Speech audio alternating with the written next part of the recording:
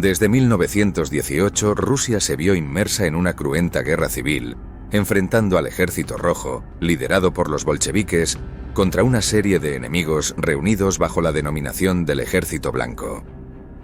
Para sostener su esfuerzo bélico, Vladimir Lenin implementó una política económica conocida como el comunismo de guerra.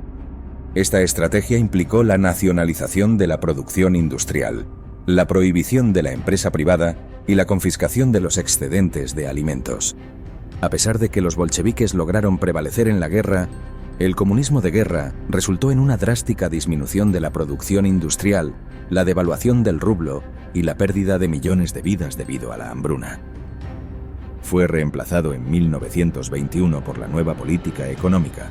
Pero ¿cómo funcionó realmente el comunismo de guerra y cuáles fueron sus objetivos? A pesar de que estas medidas podrían parecer coherentes en teoría, la realidad era que se implementaron en medio de una guerra civil, lo que llevó a una falta de coordinación y eficacia. Grandes áreas de Rusia escapaban al control bolchevique, y las comunicaciones precarias dificultaban la toma de decisiones conjuntas. De hecho, muchos sostienen que el comunismo de guerra no representaba una auténtica política económica, sino más bien una serie de medidas destinadas a ganar la guerra civil. Aunque lograron su principal objetivo, detener el avance del Ejército Blanco y recuperar gran parte del territorio, la economía rusa se deterioró en todas sus dimensiones. La hambruna se extendió, ya que los campesinos se negaban a entregar sus excedentes agrícolas, y la mala cosecha empeoró la situación. Esto llevó a la migración de trabajadores de las ciudades al campo, agravando la escasez de alimentos en los centros urbanos.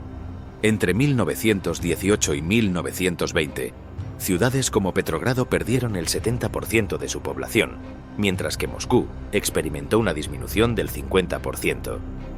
Además, la falta de insumos agrícolas afectó a las fábricas, lo que generó una carestía de productos manufacturados. En resumen, la confiscación de alimentos y los estragos de 7 años de guerra, sumados a una grave sequía, desencadenaron una devastadora hambruna que cobró entre 3 y 10 millones de vidas.